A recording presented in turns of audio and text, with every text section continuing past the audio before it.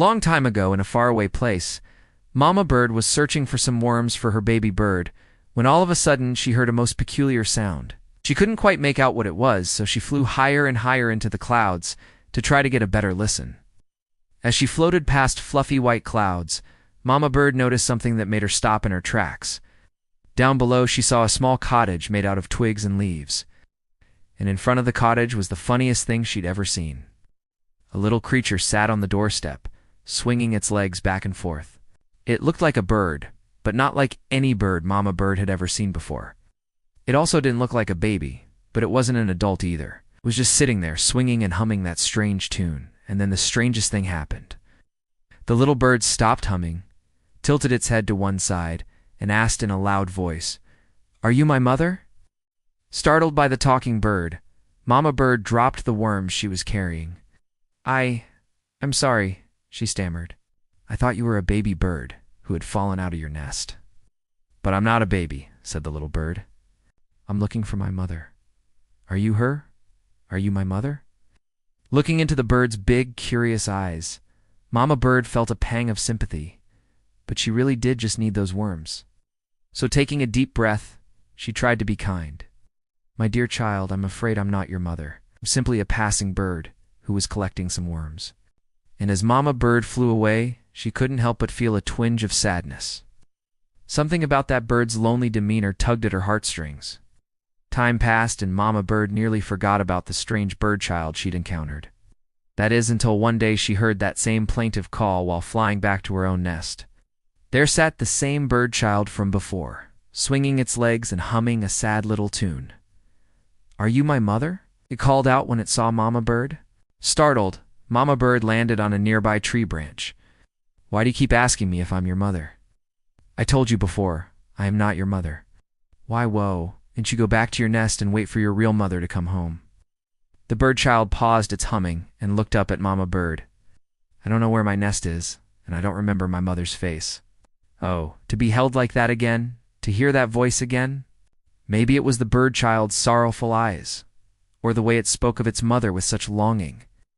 Whatever the reason, Mama Bird couldn't shake the feeling that she needed to help. "All right," Mama Bird said, taking another deep breath. "You can stay with me for now, but I warn you, I have no idea how to take care of a child. If your mother comes looking for you, I'll send you right back to her." The bird child's eyes lit up with gratitude. Mama Bird led the way back to her cozy tree hollow, and the bird child happily skipped along behind her. As the sun set, painting the sky in hues of orange and purple, Mama Bird settled in for the night. She tucked herself into her soft bed of leaves and closed her eyes, half expecting the bird child to curl up beside her. But to her surprise, she heard rustling in her food stash. "Oh, this is so good. You're the best mother a bird could ask for." Hearing these words, Mama Bird couldn't help but smile. Despite the chaos, she knew she'd made the right decision in helping the bird child. She shared her food, her space, and soon enough, she even started to enjoy the bird child's company. Day after day, Mama Bird and the bird child played games, went on adventures, and Mama Bird taught the bird child how to fly. The bird child, whom Mama Bird had affectionately named Chirpy, grew stronger and more confident with each passing day. It learned to soar through the skies with ease, its laughter echoing across the land. But despite all the joy Chirpy brought into her life, Mama Bird couldn't help but worry about its future. She knew that she wasn't Chirpy's real mother, and that one day its real mother would come looking for it. One evening, as the two were perched on a branch watching the sunset, Mama Bird finally gathered the courage to ask Chirpy, "Do you remember anything else about your mother? Anything at all?" Chirpy tilted its head and pondered for a moment. Well, I remember the sound of her voice. That's the Dandelion Dandelion song. The mother who sings it must love her little one very much." "Really? Do you know her?" asked Chirpy. The robin shook its head. "No, but I do know someone who might. Follow me."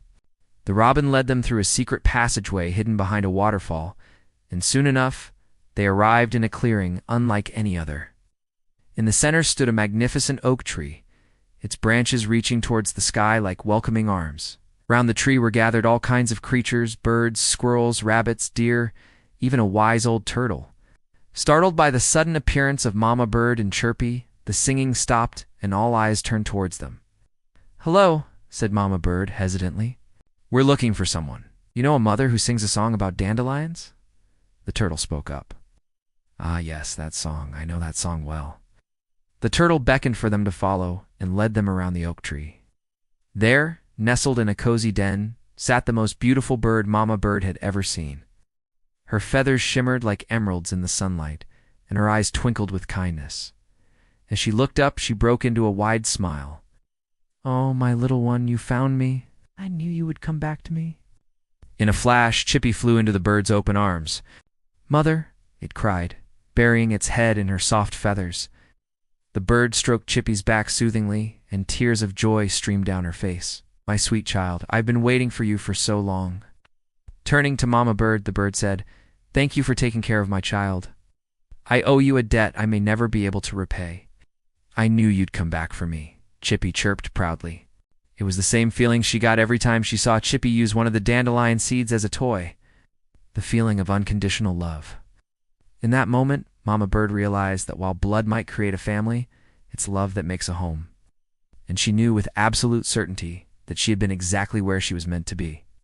From the time she first heard that lonely bird child calling out for its mother to this moment, she had played a part in reuniting the two. She had answered a call for help and provided comfort when it was needed most. And in doing so, she had found something truly special. The sun dipped below the horizon, casting long shadows across the clearing. The animals started to stir, ready to return to their homes. It was time for Mama Bird to leave. As she prepared to go, she couldn't help but steal one last glance at the reunited mother and child. Their happiness was a balm to her soul, a reward for her kindness. Her simple life as a bird was good, filled with purpose and meaning. Though her little adventure had come to an end, the memory of Chippy's laughter and the Emerald Mother's gratitude echoed in her heart. The next morning, as Mama Bird awoke, she felt an overwhelming sense of peace. The events of the past few days replayed in her mind, and she realized that she wasn't just a bird going about her daily life. She was a part of something bigger, a community of caring creatures, a web of kindness that connected them all. From that day forward, Mama Bird continued to live her life with renewed purpose. She sang with the robins in the morning, foraged for worms with the wrens, and told stories to the young owlets about the magical clearing and the reunited bird child and her mother. And whenever she looked up at the bright moon or the twinkling stars, she remembered the dandelion mother and the unconditional love that shone through her song.